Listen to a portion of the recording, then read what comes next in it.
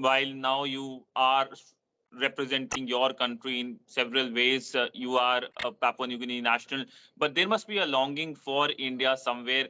You're from Tamil Nadu, a state which has been one of the most progressive states in the country. How do you remain connected to your country? And perhaps one additional question, if you know that the Indian Parliament is being inaugurated, the new Indian Parliament is being inaugurated, and when the inauguration takes place, they are using a Sengol, which is a spectre which will be used.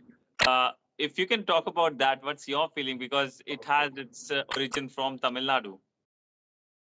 Yes, I mean that Sengol is a very, very significant thing. Which when you talk about Sengol, that's in my mother tongue. Sengol is like was used in Chola dynasty. Chola dynasty was the longest one, which even built temple in Cambodia. That the world famous Rajaraja Chola temple in because this is I'm talking about exactly 1,500 years ago. A king from India taking over Cambodia, Indonesia, Malaysia, Singapore.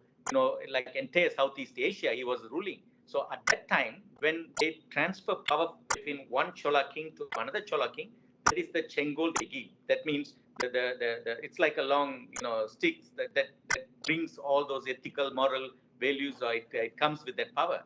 That reminds me actually when, Mountbatten at the time, that Viceroy, when he wants to transfer the power to India during 1947, for Indian independence. So they were thinking at what kind of ceremony or symbolic, to show that transfer of power. So when Pandit Nehruji was like consulting, that the other very senior citizens, and his name is called Rajaji. Sorry, full name Rajaji. Because Rajaji is from Tamil Nadu, and he's from. So when he was asking what kind of tradition or ceremonial things he would do, that was the time when Rajaji mentioned about this, how the transfer of power done between the one Chola king to another Chola king. That was the time when this term Sengol used. So they brought all the priests and this, how do I call I would Brahmin by not by religion, I mean by caste I'm saying, but Brahmin by saying that the elders in the saints.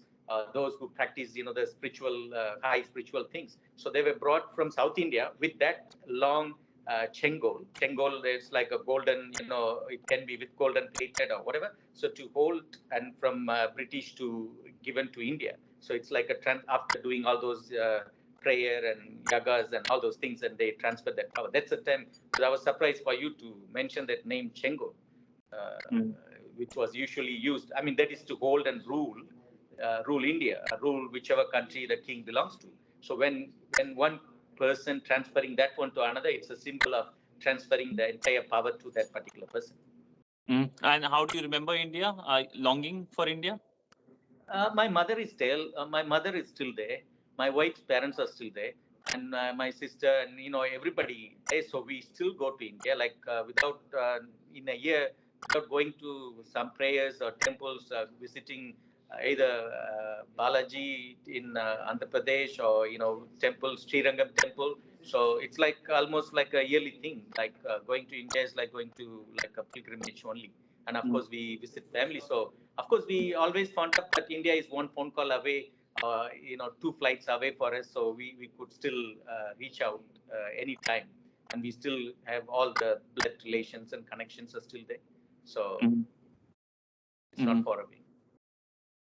Well, thank you so much, sir, for speaking to WION. It was a pleasure speaking to you and get to know more about Papua New Guinea. Many of us do not know much about Papua New Guinea. Let me be frank, but you can be that important link between the two countries. Thank you so much, sir, for speaking to WION. Exactly. Thank you.